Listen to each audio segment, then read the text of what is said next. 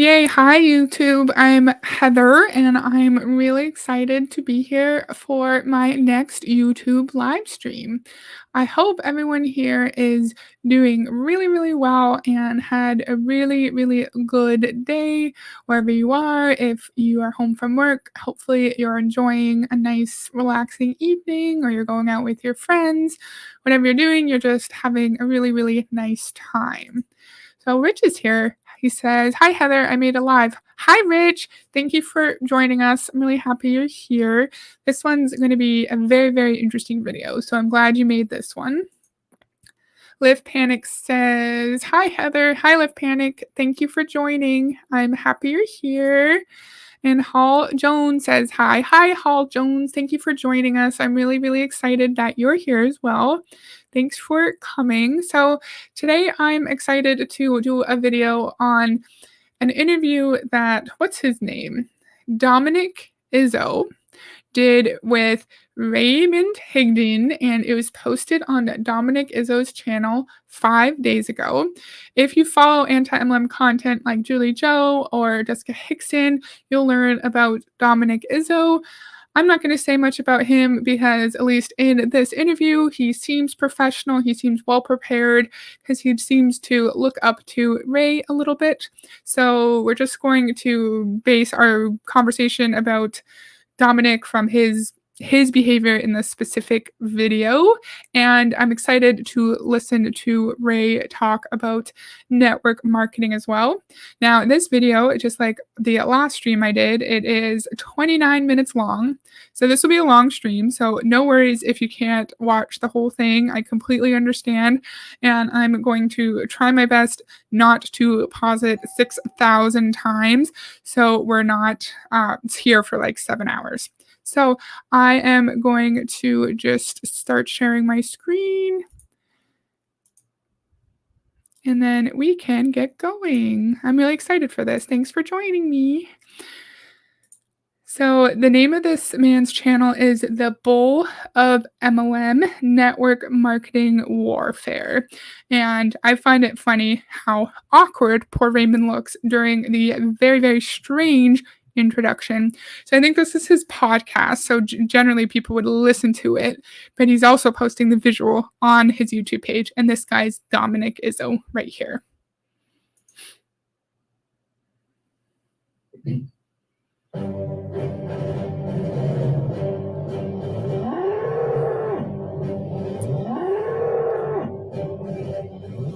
All right, another Bull of MLM Network Marketing Warfare podcast. I got with me Ray Higdon today.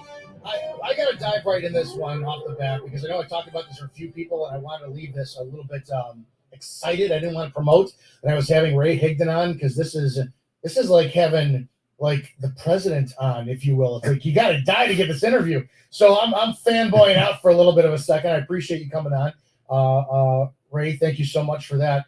I'm not going to get into an introduction, guys. Ray Higdon is one of the biggest names in the network marketing industry. And I'm going to tell you flat out, go to rayhigdon.com or search social media. It's not going to do justice to talk about his accomplishments. He has so much generous content out there for people to wind up absorbing into the industry. I guarantee he's impacted every one of us who's successful in this industry. So I want to...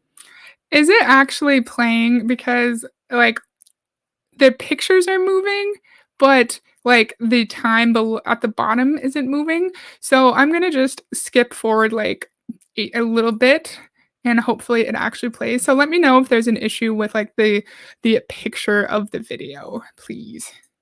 Higdon today. What is happening? Sorry, guys. We're gonna listen to this again. I'm really sorry. There you go. I'm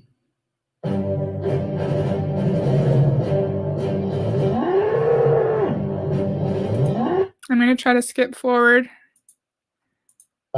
Excited. I didn't want to promote that I was having Ray Higdon on because this is like having like the president on, if you will. It's like you got to die to get this interview. So I'm fanboying out for a little bit of a second. I appreciate you coming on.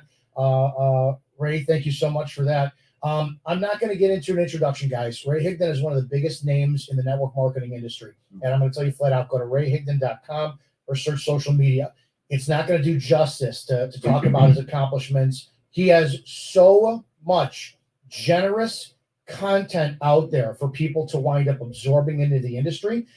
I guarantee he's impacted every one of us who's successful in this industry. So I really want to get into a great conversation. If you're interested in finding out who Ray Higdon is, go do the research. It's well worth it. You will spend hours finding out who this man is and what he's done with our industry. So, Ray, thanks. So I have a few things to say. I see here Rich said, love it, LOL. That might have been at the beginning of the introduction when my computer was malfunctioning, but hopefully it worked for you guys. Hall also said, oh my God, cringe, probably related to that really awkward introduction. And poor Raymond's eyebrows kind of went up awkwardly. Maybe he wasn't aware of the introduction for Dominic's podcast. Yeah, it's pretty awkward. So first off, Dominic, why wouldn't you promote that Ray Higdon is on your podcast? You think you would want to broadcast that to everyone, and that would bring more people to your channel. So if you have a celebrity on your podcast, please promote it, sir. Also, we've learned from actually Raymond on this channel before about the importance of edification. And so this man here, Dominic, did a really good job edifying Raymond. And so in the MLM world, edify is not actually the real definition of edify. It's you are like sucking up to the person that you're bringing on. And oftentimes it is your upline and you are just showering them with praise and all these compliments. And so whoever is listening or in that conversation is really excited to hear from the individual that you're bringing on to speak to them. But in reality, edification is just providing some moral, ethical, or religious lesson to someone, like teaching them about religion or teaching them about how to be a good person. That is the actual general definition of edification. So I hope my video is working, but let me know if it's not. Thanks for joining today. Really appreciate your time. Yeah, thanks so much. Thanks for having me. 100%. I'm just excited. Listen, let's get into this. The network marketing industry has seen unbelievable growth in the last 24 months because of the pandemic. Something else, Raymond's content is not that fabulous. If you actually just watch his videos, you'll see that he repeats things a lot. Like he even just re-uploaded the same video twice. The video that we did a while ago about reacting to MLM haters and anti-MLMers, he just uploaded it twice with a different title and a slightly different thumbnail. And then he'll have repeat content a lot. And so his YouTube content is not fabulous content. I would prefer Fraser's over his because Fraser doesn't constantly repeat his themes and like his scripts. He doesn't reuse his scripts for his videos. People like me for years are always trying to get people on the living room presentations, always trying to get people to do the virtual businesses. And then when we saw the pandemic hit, we saw our opportunity to go, well, now we're going to utilize Zoom. And now people are looking to find jobs and income. What I want to talk about the positive and the negatives that you've seen in the last 24 months of the industry, the growth wise, because we've had companies have 3% increase in sales, companies that are 50 and 60 years old reporting 12% increase. The industry is exploding, but you, from your position, you've got a unique eye to see so many nuances of this. What are you liking that you're seeing with the industry, and what are you not liking that you think needs correction? Yeah. So Mr. Dominic said that there was a big explosion in growth for MLM companies during the pandemic. I have talked about this 6,000 times on my channel. Of course there was, because people were let go from their employment. People were scared about going out in public, and people wanted to be able to work in the safety of their own home and not have to worry about getting sick or getting their loved ones or their friends sick. So we all know that MLM distributors were taught from the CEOs and high-level distributors to really prey on the extreme vulnerability that so many people had. Majority of people actually had during the pandemic, because I feel like no matter who you were, the pandemic did impact you or will continue to impact you negatively in some way. Doesn't matter who you are or your income level. And it's really disgusting behavior that people were taught to prey on such extreme vulnerabilities and stress and duress that people were under. So Charlie Hobo says, yikes, I'm here for this. I'm glad you're here, Charlie. Thank you for joining us, and let us know what you think about everything these two men are saying, and if you think I missed any commentary. I'd love to hear your thoughts. So, you're right. I mean, the pandemic did some, really interesting things. I mean, it used to be such a wild idea for the average ordinary person to work from home or make money from home. And now that they got a taste of that by either working virtually or having to stay home, they kind of like it. And so, they learned what a lot of network marketers already knew, and that is, the flexibility of working out of your house and, the tax benefits, et cetera. And so, that part, definitely good. When the pandemic was going on and the quarantine and everything, there were definitely people, freaking out. And, I think most companies saw a big jump, like you said. For some of these companies, they missed the lesson of connecting with these people, and those same people have since left. And so there's a lot of companies that had a big influx. It adjusted their customer service kind of reps, but the leaders didn't get the memo that they should be really connecting with these people and having a great culture. And so when either the wind got too strong or they got their job back, they quit. And so there's some companies that are dealing with having to lay off a bunch of people because Sorry, I have a lot to say about this, but let's see a few comments before I jump in. Ray just looks like an asshole. Like, no matter the situation, he's a jerk in the room who doesn't know he's that guy. Sigh. He has a few reasonable moments, but I do agree he is very problematic in his approach, and he is majority of the time very demeaning with how he talks to people who pays bills, like people in the rank makers organization, and his approach I really don't appreciate. I would prefer Fraser's approach, honestly. Oh, Tim's here. Hi, Tim. Thank you for joining us. Dom is the biggest creep out. That's funny. Driving and listening. Hey, Heather. Hi, Tim. I'm happy you're here, and I'm happy that the time of my live stream worked out with Aussie time. So, welcome, Tim. And Charlie said, Tim, I don't know. This is a close one. That's funny. So, Raymond is not wrong at the fact that prior to the pandemic, employers were not used to allowing their employees from working from home. It wasn't really even considered an option. And now in the majority of cities that the pandemic is slowing down and people are going back to the office because there is less of a health risk day to day. But at least where I am now, there is an option to work hybrid because people really got used to the flexibility of working from home, and the idea that you don't have to commute long ways, and maybe you paid less in car insurance, and it's just more convenient when taking care of your kids and taking them to daycare and such. So he is right in that sense.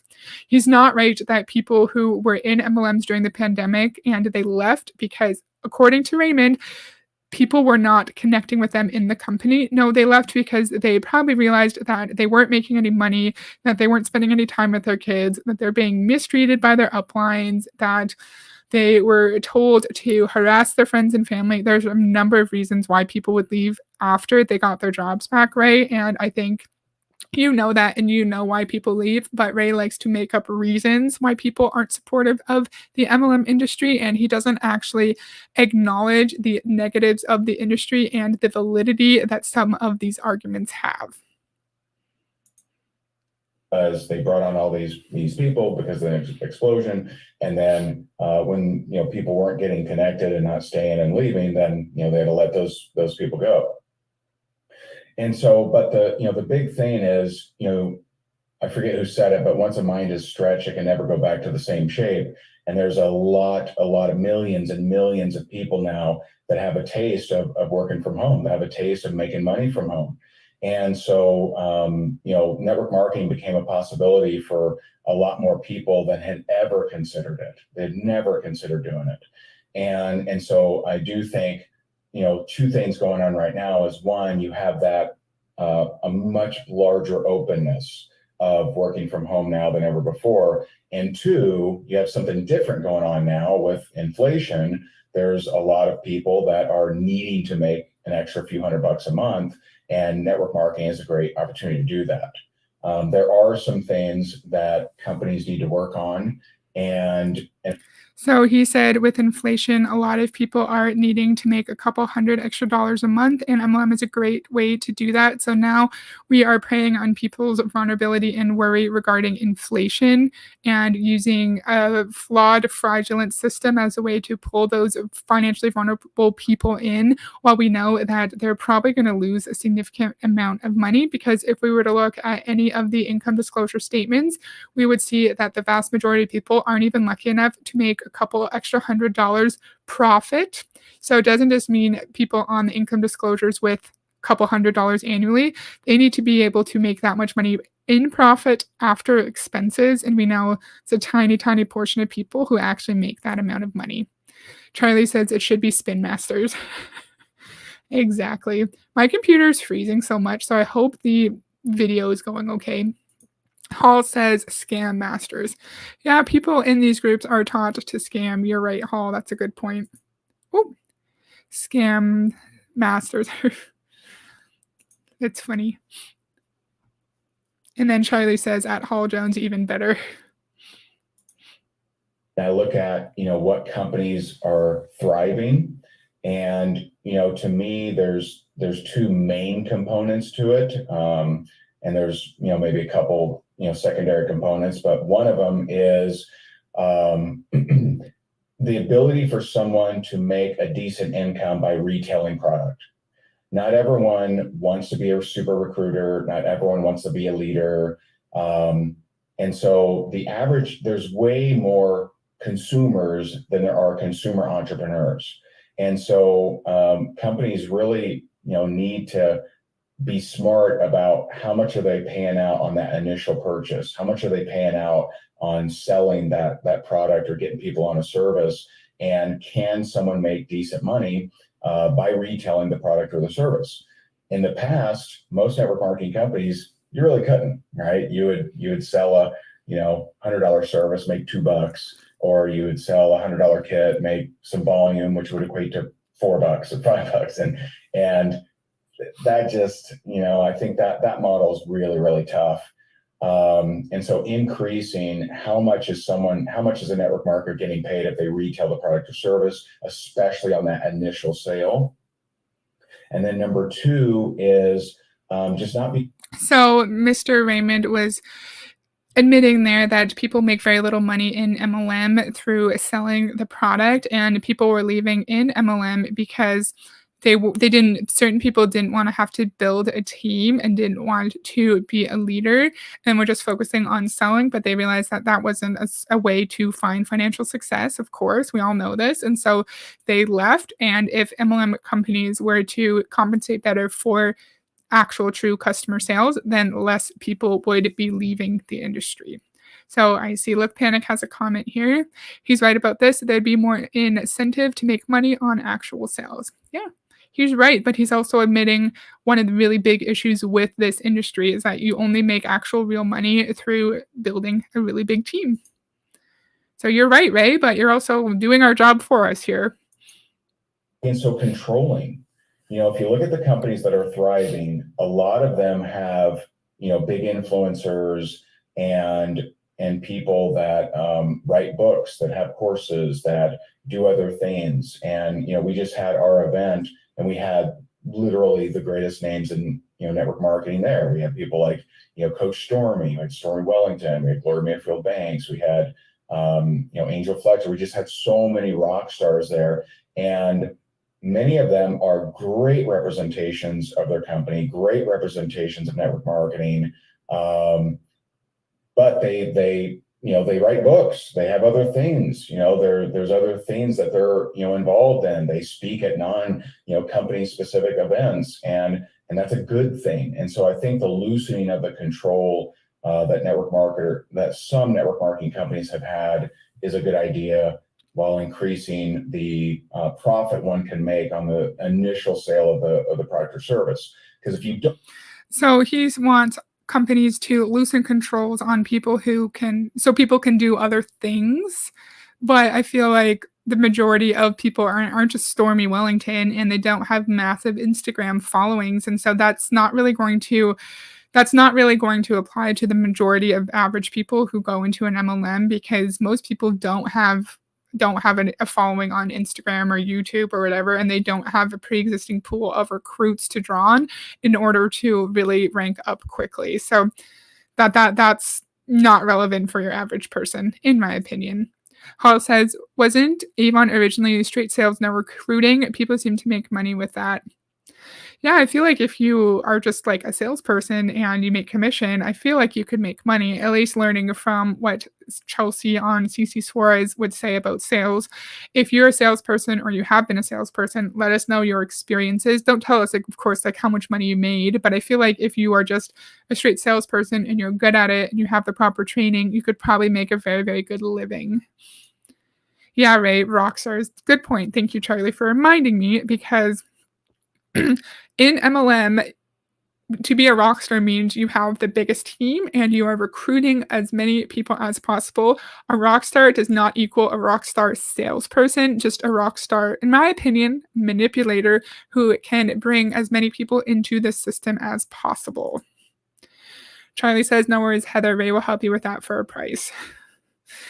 I don't want to grow a social media following too. Like, they assume that everyone wants to have a huge following on social media and be an influencer, but like, I'm not that kind of person. I'm awkward on the internet, and I don't want like 1,000 people watching me. I like my small little group on YouTube where like a good handful of people watch my streams. I'm comfortable with this, but I feel like anything more than this would be stressful, and I think it would be a little bit too far out of my comfort zone for my type of personality. Don't do that, then you're going to have people make money from home, but they're going to do, the gig economy, right? They're going to do, Uber Eats or Uber or, whatever.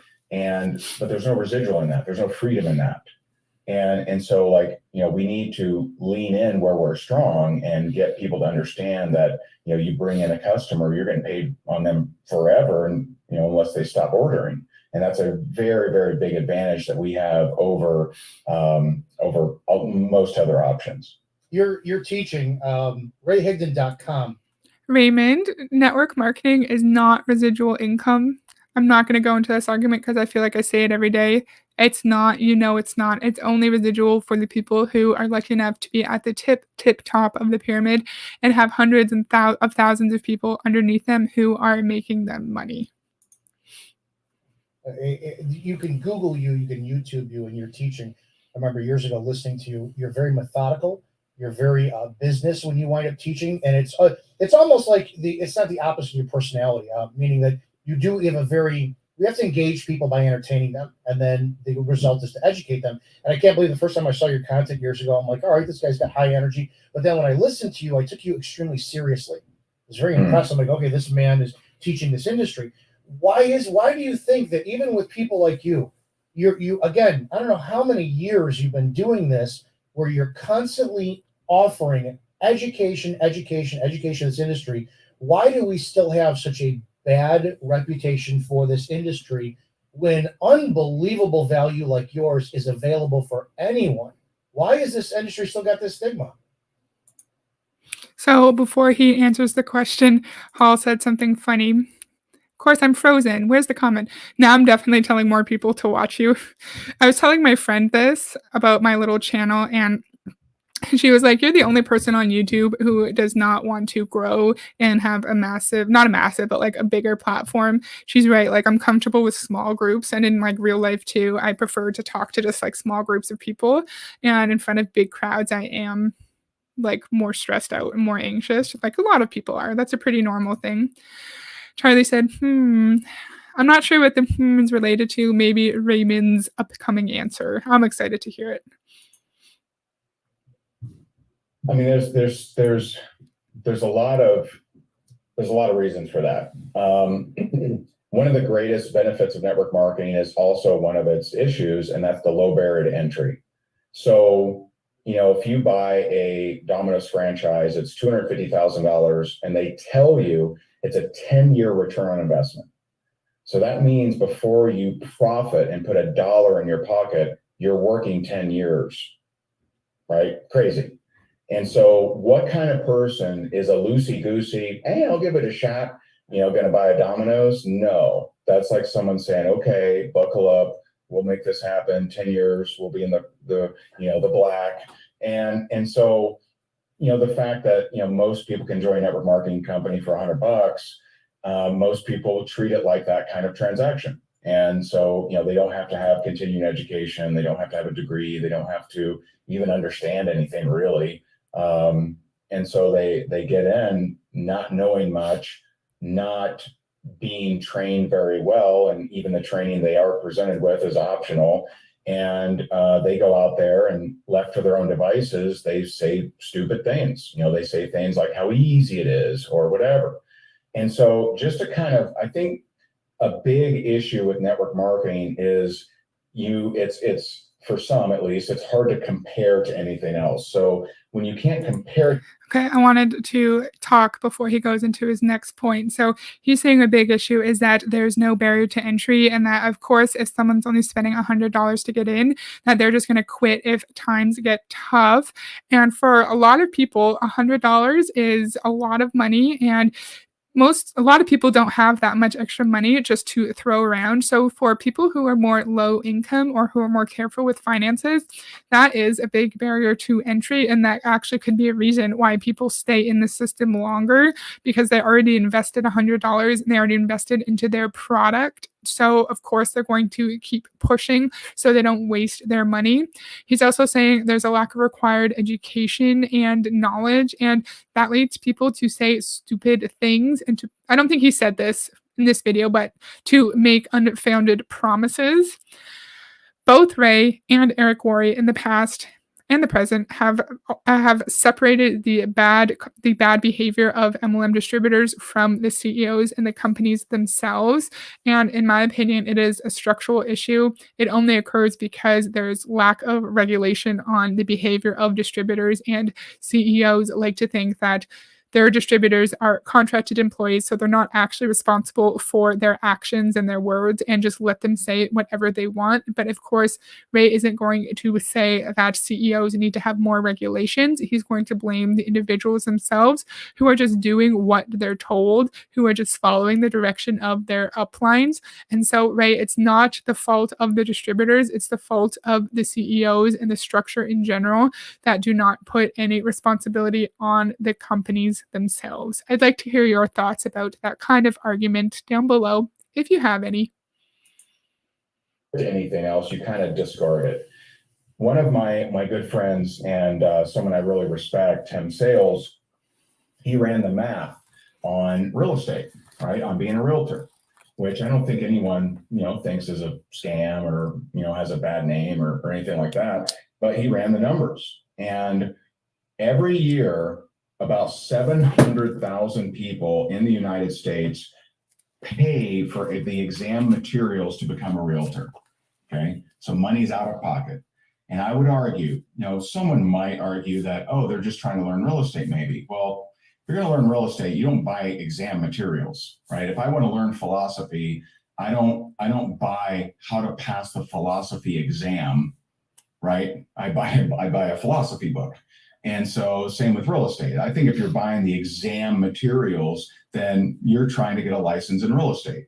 And so about 700,000 every year buy the purchase, pay for the exam materials to become a realtor. About 115,000 ever take the actual exam, and about 50,000 ever pass, with 35,000 ever making any money. Okay. So out of 700,000, 665,000 pay money in, but don't make any. Why isn't there a big expose on this? It's not a Because scam. everyone understands it. Not a scam, right? Because Sorry for kicking stuff. I moved forward and I kicked a speaker underneath my husband's desk. So sorry if you heard a big crash. Hall said the CEO send out the scripts. Yeah, exactly. It's the CEO's fault for sure, because they don't want to actually have any responsibility over the actions and the words of their contracted employees. And Charlie says realtors aren't recruiting. Exactly. And I wanted to talk a bit about the numbers that Raymond just spouted out for us today. So he said 700,000 people pay for the exam materials to become a realtor. And out of those 700,000, 115,000 actually take the exam, and then 50,000 pass, and then 30,000 make money. And he was comparing the 30,000 that make money to the 700,000 who actually purchase the materials. And I think your amount should be out of those who pass the exam, how many people actually make money. So out of the people who pass the 50,000, 30,000 actually make money. Or you could do out of the 115,000 that take the exam, 50,000 pass. Either way, those are pretty good stats, in my opinion. And I think he's just choosing the numbers that make his argument look better. And also, Raymond's been saying this stat for a while. I saw it on Tim Sale's channel a long, long time ago, like several years.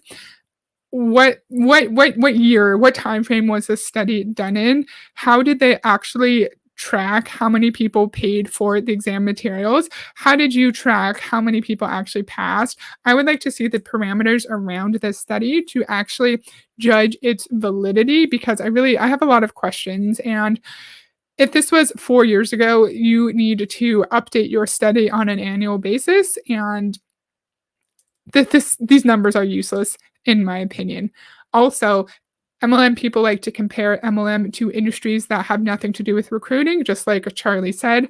And realtors do not have to recruit in order to make money. They need to sell homes in order to make money. So yeah, Charlie, you're right. That's a really good point. What do you guys think about all of these dumb numbers that he just spouted out? And do you agree that he's reframing these useless, unverified numbers in a way that makes his argument seem better? So Hall said they're obsessed with realtors and Starbucks.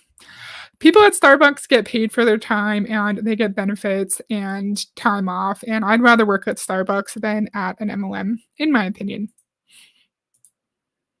Why there's no expose, because it's like, it's very understood. They didn't do the work. Now in network marketing, it's some kind of mystical or mysticism, magic. I don't know. People are confused that they're not making any money, but they haven't talked to anybody. They haven't showed up to anything. They haven't offered the product. They haven't offered the service. They haven't prospected anyone.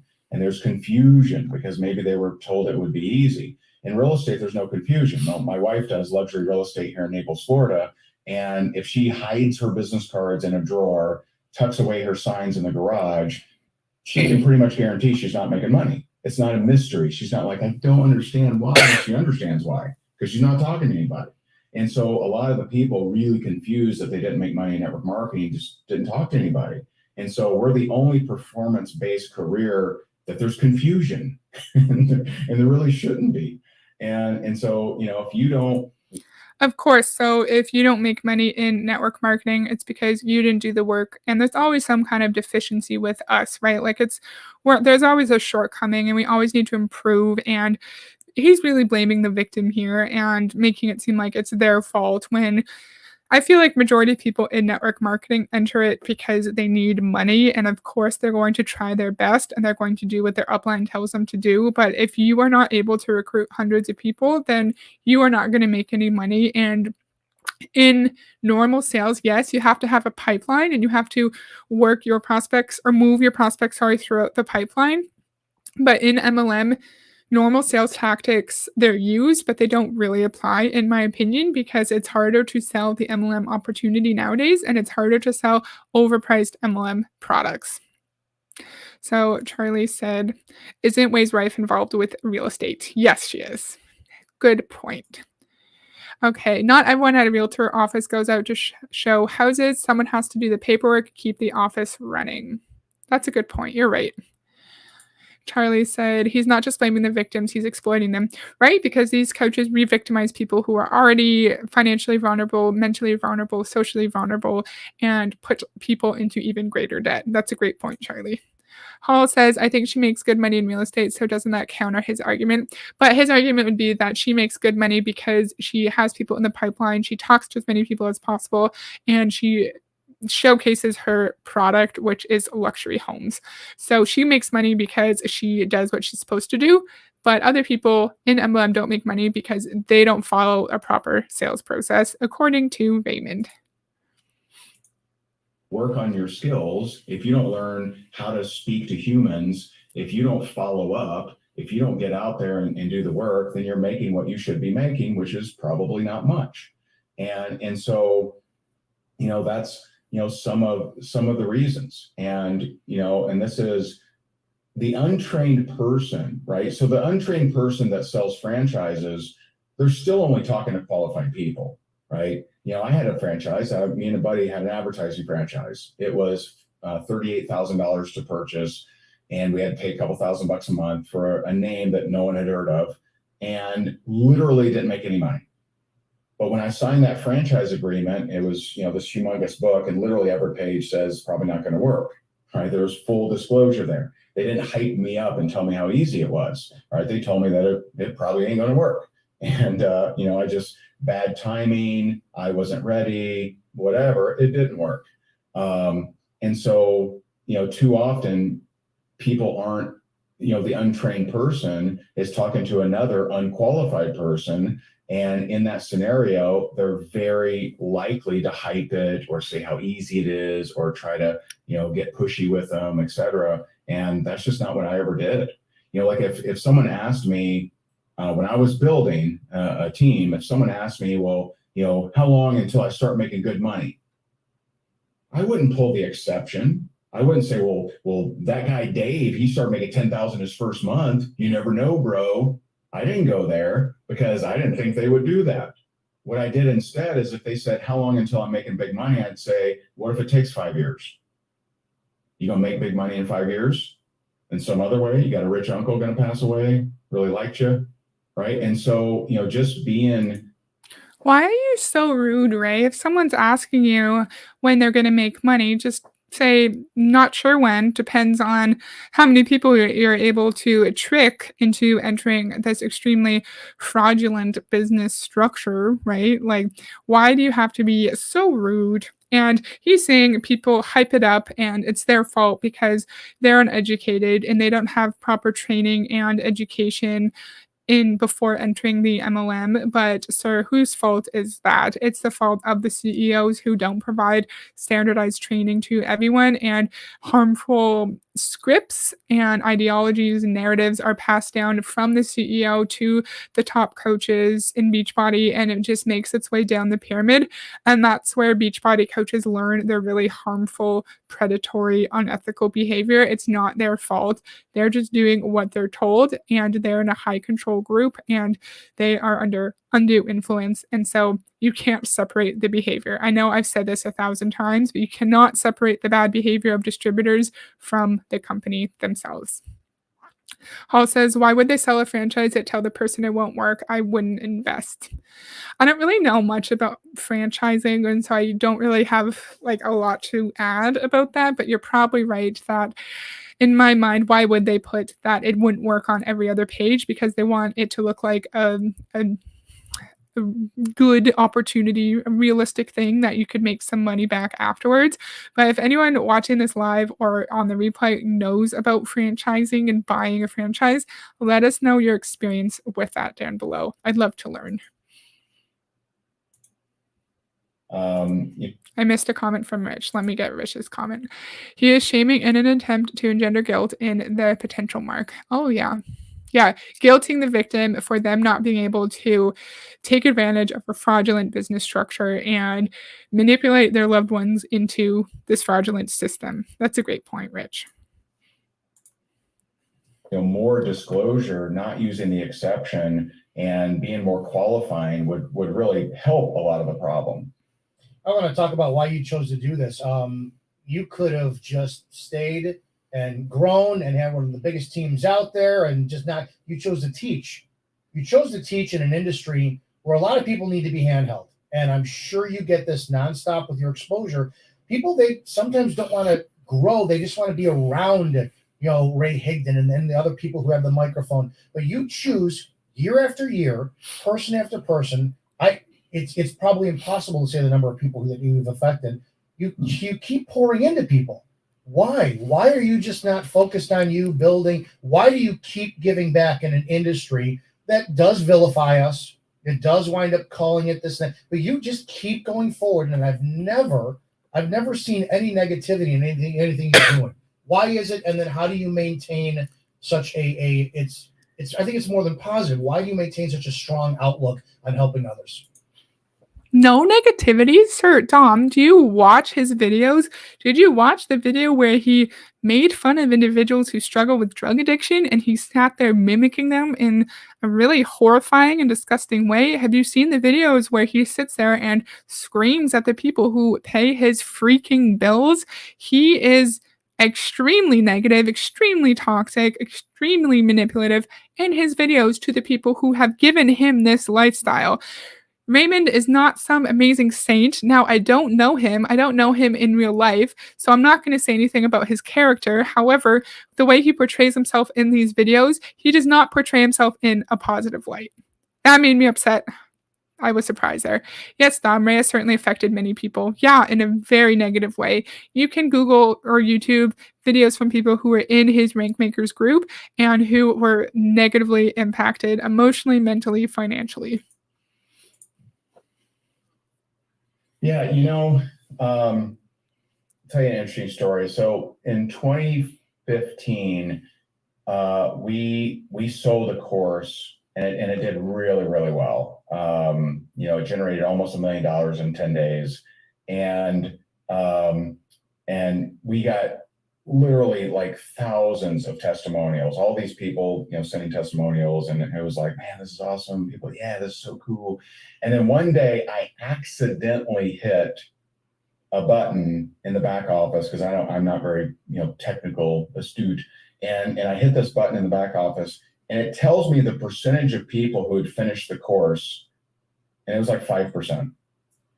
And I'm like, now, if it had been switched, if I had seen 5% first before the thousands of testimonials, I might have quit, man. I might have said, dude, I'm selling this stuff. People aren't even going through it. Like, am I a charlatan? Am I, am I just ripping people off? Right? I mean, they're willingly paying, but they're not going through it. But it made me realize that not everyone's going to take your advice, but it's worth it for the ones that do. And so, I've had, so many people come up to me and So before he goes on, I just want to read some comments here. Hall says, why doesn't Ray write a book that everyone in MLM can use? There'd be some consistently at least, and it'd boost his ego. He needs that. That reality show was something else. And then Hall says, yeah, it was something. What kind of something, I wonder.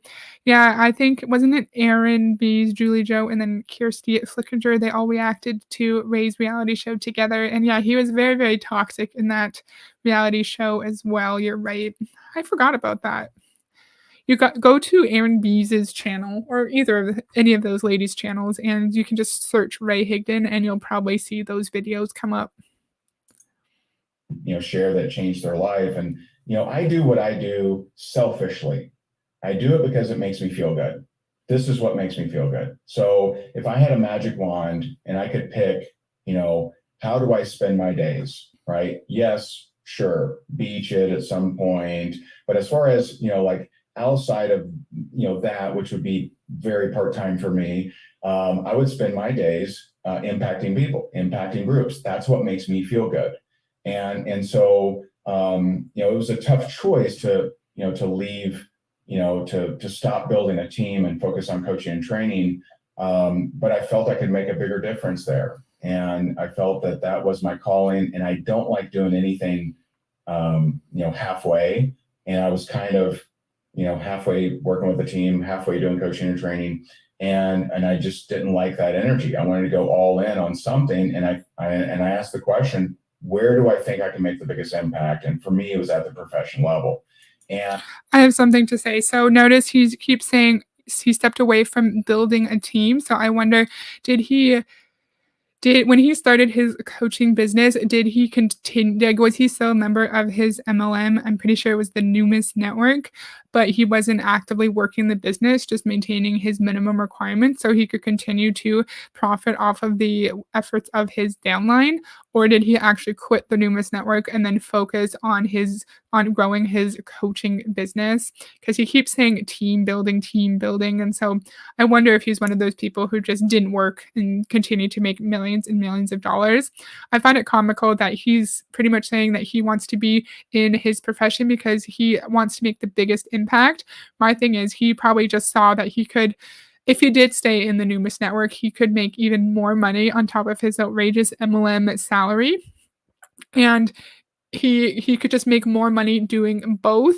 Now, I'm pretty sure it was Numis Network, the one that he was in, because I looked on his LinkedIn, but please correct me if I'm wrong. Please correct me if you know more information about his MLM career. But it's just so funny when I hear MLM people say that they just want to help people, because there are countless helping professions that you can actually make a true impact in people's lives. And you are not helping anyone. You are not changing anyone's lives for the better.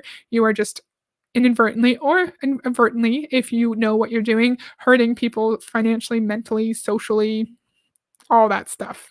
That was a little bit of a ramble. Hall says Julie Anderson was on one of their streams. She was a banker. She has a channel on YouTube. Her videos are funny. Yes, Julie Anderson, you're right. I remember watching that video. It was great. And network marketing itself is a very unique situation in that there are more, if you pick any profession, I think there are more people that have been through trauma and been through some stuff in the network marketing space that I know that I can help. And that's, again, what makes me feel good, is seeing them transform, seeing them break through. And that's what I love to do. Network marketing is an absolute personal development business. I clicked a button. I don't know if I messed up the stream. Hopefully you can still hear me. Sorry. So why is Ray helping people with their trauma? You're not qualified to do so. You're not a trauma counselor or a grief counselor. You should not be doing that kind of stuff, Ray. So please stop. Also, I wonder why there are more people in MLM who've experienced trauma. It's because those vulnerable people are actively targeted and brought into the business because they are missing something financially, socially, mentally, spiritually, and they just need someone to connect with, and they need a community. And so that's why more people with experience with trauma are in MLM.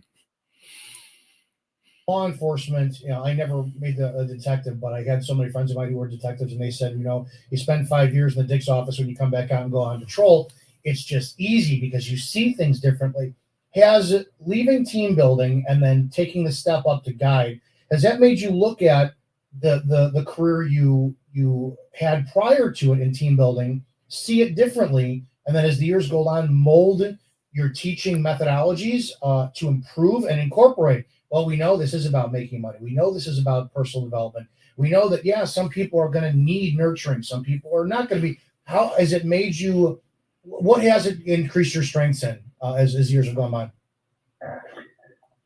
Yeah, I definitely had a transformation in leadership style while I was building, because I started as the guy from, for the first probably, at least 3 years, 4 years, maybe. I was the guy that was in everyone's face. I was the guy that said, if you're not calling 10 people a day, what's wrong with you? Do you even care about your family? And I was that. And Ray, that wasn't your fault, because you were taught to do that from your upline and your CEOs, and that wasn't you were under undue influence, and you were told to do an unethical thing, and that wasn't your fault. It was the fault of the people who were influencing you. And Hall says he's the opposite of a therapist. Yes, I agree. Can you imagine Ray Higdon as your therapist? He would not do very well. Lunatic. And because I thought that my job was to take my set of desires and get other people to adopt those set of desires. And we're the only profession that really does that, right? if, when I worked for county government, there was a lady there, Judy, and she'd been a secretary for 24 years, same position. And she was good. She was good at it. No one went to Judy and said, Judy, come on. When are you going to step it up? When are you going to get into management? Come on, Judy, let's go. Right. And Judy, how would that make Judy feel? She'd feel like a disappointment. She'd feel like a loser.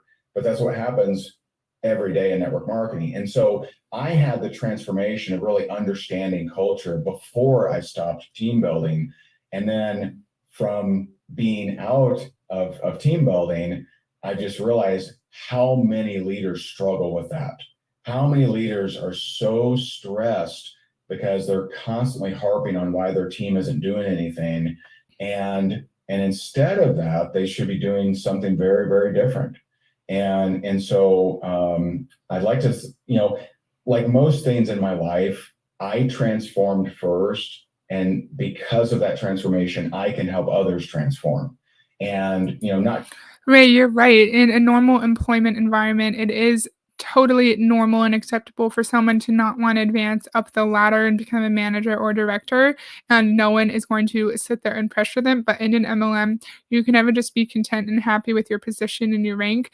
Once you reach a big, amazing milestone, say in Beachbody, you get 2-star diamond, and you start to get more bonuses, and you can open up a second business center, and then you have to push to 5 stars so you can be elite, and then you have to be 10, then you have to be 15, and you can never just be happy and relax where you are in the pyramid. You always have to be pushing. So thank you, Raymond. That's a great point. Charlie says Judy has a pension. Yeah, exactly. Judy has a pension. Judy is compensated fairly for her time. Judy is most likely respected from the people in her workplace if she's been there for that long. Chances are, no guarantee, of course. Judy has time off. Judy probably is able to focus on her kids or spouse or her friends when she's off, and she probably doesn't always constantly have to be working, although Judy probably is required to work a little bit of overtime occasionally, just like most people are, but she'd get paid for it. Great point, Charlie. Just in leadership, but in emotions and how to feel about success. I've uncovered so many of my different hangups, over especially the last 3 years, that has helped a lot of leaders. I've trained a lot of million-dollar earners, that multi-million-dollar earners, that have all the success, that they wanted, but still don't feel good. They still don't feel great about parenting or relationships or whatever. And so, the breakthroughs and transformations I've had in those realms, I can now help them. And so, like most things, well, if people are having trouble in their personal life, they probably don't need an MLM upline. They may not need counseling to work through those issues. And I know counseling is not financially accessible for a lot of people. And so if that's not viable for you, at least talk to a trusted loved one or friend who can help you work through your feelings of unhappiness in different areas of your life. And Ray Higdon is not suited to actually help people through challenges like that. But I feel like in MLM, uplines are often thought of as like your de facto therapist. And that's potentially really dangerous because we shouldn't be talking to people who are profiting off of us about our private mental health struggles. What do you guys think about that? Hall says, doesn't he have a business degree? He's already unethical just going into this industry. People like him look for easy money. I'm not sure if he has a business degree or not, but if he did, I would question his ethics and morals going into this kind of industry. And I question anyone's ethics and morals who are in this and who know what they're doing and who know that people underneath them aren't making any money, but continue to encourage them to stay in this system and just waste more and more time and money. That's a good question. And for me, at least, I figured out something, I transformed, and then that gave me the insight, to help others, if that makes sense. It does. I got you for a couple more minutes. So number one, I want to plug your stuff. It's rayhigdon.com. Do you have any events that are coming up or anything, programs you want to send people to? How can they wind up just, getting involved with whatever you're doing now? Yeah, we just had our annual event a couple days ago, and so that was a lot of fun. I would say the best if they're trying to, learn from me is probably YouTube, higdengroup.com/channel. We have hundreds and hundreds of videos up there, around topics of, leadership, recruiting, making money, mindset, a lot of mindset stuff, branding, Instagram, etc. And so I would check those things out. And then, I do a lot of fun skits and, goofy stuff on my Instagram as well that people like. Yeah, and if anybody ever wants to check out Ray's content, you look at an Instagram, go check out the YouTube content. The value, it's incredible. It's just Ray, you are a master at entertaining and engaging. And then, all right, now sit down. We're gonna educate you. All right, I got a couple more minutes with you. It's not that great. I already said this at the beginning. He repeats and recycles his content constantly. And back in the beginning of my channel, I would react to him a lot and I would just cut them in half because he literally just would say that content in the video that I did of his previously, and I didn't want to just sit there and repeat the exact same content. So his content is not that fabulous in my opinion. So Hall has a comment here. You should do a live stream just going to his website and looking around. That's a good idea. Maybe I'll do that, and we can look at the kind of videos that are on his channel and how he advertises his services. I think that would be cool. Thank you for that idea. Ray is a hack. Agreed. Agreed. Give me one or two things that you think that the future for network marketing holds that could be different. Meaning, the system's never going to change. Contact, invite, show the plan, follow up, repeat. Do you think that now that people are starting to take it a little bit more seriously, that we're seeing the numbers? I think some studies I saw that at $300 billion in the last 2 years in the network marketing industry. Do you think that it's gaining more validity, gaining more traction? People are going to be working from home. Do you think the industry will change a little bit? Or what do you want to see, or what do you see the direction of network marketing heading in the next 5 years? Yeah, I think, one shift that I think we're starting to see is we're starting to see less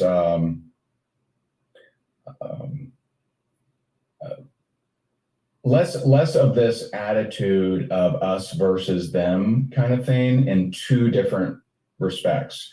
So, when I started, it was so common to bash jobs, job, just over broke, right? And hey, That's still common now, sir. And if you've watched my Dexter Yeager videos, he would say jackass of the boss, and he said he coined that term. Hall says, who is the host? I've never heard of him. Dominic Izzo, the bull of MLM, Network Marketing Warfare. You can go check out his channel.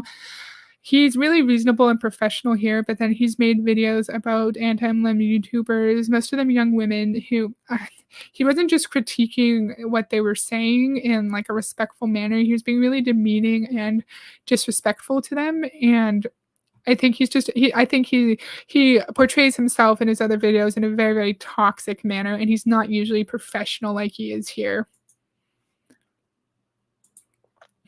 There's some people that like their jobs. And so I think that, the industry has matured some in their language of not being us versus them in that scenario. And there's still some old schoolers that do that stuff.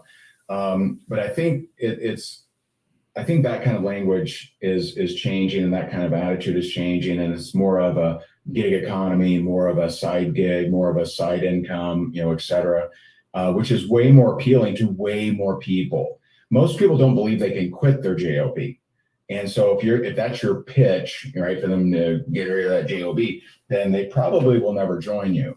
And so I think that we've matured as an industry and a profession around that. And then the 9-to-5 job is still extremely vilified in modern day MLM talk, and people will say that you cannot be happy and fulfilled if you're working for someone else, and you can never have time freedom and financial freedom working in a normal average job. And he's saying that it's more appealing to phrase MLM nowadays as a side income, and then more people will want to join. And even if you work constantly, chances are you're not going to make an actual reasonable side income with profit after you minus all of the expenses and all of your products. So most people don't even make an actual side income. Charlie said, I think he doxed one of them. Oh, that's terrible. If he did, that's terrible. You shouldn't dox anyone. It's potentially extremely, extremely dangerous, and it really shouldn't shouldn't shouldn't be happening. And if he did that, that's terrible. Two is this, I feel like this is happening less of where companies and leaders feel the need to bash other companies and other leaders. And, that's just not, it's counterproductive. It's not smart, right? Focus on your lane, right? Focus on your farm. And so I like seeing that. It's like, like when someone leaves, okay, now it's one thing if someone leaves your team and they're lying about you, bashing you, stealing people from you and all that stuff, that's one thing. But the assumption that they're now bad because they left, not great. If someone, left a job I worked at, I wouldn't all of a sudden hate them and unfriend them and say they're losers, right? It's very, very strange. And we've had that contributes to the weird stigma, right? People on the outside are like, wait a minute, Tina, who you were friends with yesterday, left and now you hate her? Right? That's weird. That's weird for people outside of the industry, as it should be. And so instead of assuming that someone is leaving and they're just now terrible and you should no longer be friends with them and ostracize them, let's have more love. Let's have more acceptance. Let's be cool. I had my number one. And of course, he's not acknowledging why that kind of behavior happens, that when you're in an MLM, it becomes your whole personality, your whole life. I think someone said that in my Savvy stream yesterday, that leggings becomes your whole personality and your whole wardrobe. And when your whole life is just taken over by your company, I feel like it's natural if someone goes against the group think that people will question their morality and ethics as a person, and that could lead to really big issues with your friendships and your relationships. So it is a big issue, Raymond, and it is a really, really toxic, terrible thing. But it's because of how these businesses are structured and the narratives and scripts that CEOs write that are pushed down through the pyramid and that make its way down to the bottom. And people have to conform their way of thinking and their way of seeing the world and behaving and processing information in order to fit in with the group, because everyone in an MLM has to think in the exact same way. And he makes a good point that in a normal job, you're not going to be upset and unfriend someone if they leave. However, there's no problem with going to a different MLM. I think the issue is when it's done really secretively and there's no transparency or honesty. And so people will bring in a big, big downline and promise to help them and promise to be there for them and guide them, and then a month or two later they're magically going to another MLM. And I could see why people would be upset as a member of their downline about, like, why couldn't you just communicate openly with me? Why couldn't you just tell me what was going on instead of me having to hear it through social media? So there's nothing wrong with changing companies, but the issue is when you are being dishonest and you're lying to your downline, because your downline are the ones that actually make you money. One leader leave, and he had a history of leaving companies and this big warfare going on, right? So when he left, he assumed I was going to bash him, and he bashed me, right? I'm gonna beat him to the punch, and he bashed me, and I just didn't go there. I said, hey man, I know you're talking about me, and listen, I wish you the very best. Of course I'm going to miss you. I wish you the best. I hope this company works out. I hope you rock and roll. I'm rooting for you, bro. So if that actually happened and he actually reacted in that way, I think that was really mature of Ray to understand where this person was coming from who is bashing him, and understand that his reaction came from past negative experiences when he left his past companies. So if this is a true story, Ray, I commend your maturity. I don't know how old you were at that time, but it's hard when someone is coming after you and attacking you to react in that kind of kind, compassionate, and patient way. So I commend you if this is a real story. That's a great way to react. And because of the way I handled that, A couple years later, he hired me as a coach, paid me $50,000. And I helped him grow in a different way, helped him with his brand and, et cetera. And so when we're not so quick to bash and not so quick to hate, we leave, more possibilities out there. And, like my friend Garrett McGraw says, who's the president of the ANMP, the Association for Network Marketing Professionals, he said, we shouldn't be circling the wagons and shooting inward. And that's what happens a lot in network marketing is we kill our own, right? We bash our own. And instead, let's just focus on growth and helping people, because there's a lot of people on their hands and knees every night looking for a solution, looking for a way to make more money, looking for a way to, to meet cool people. And network marketing is full of a lot of really cool people.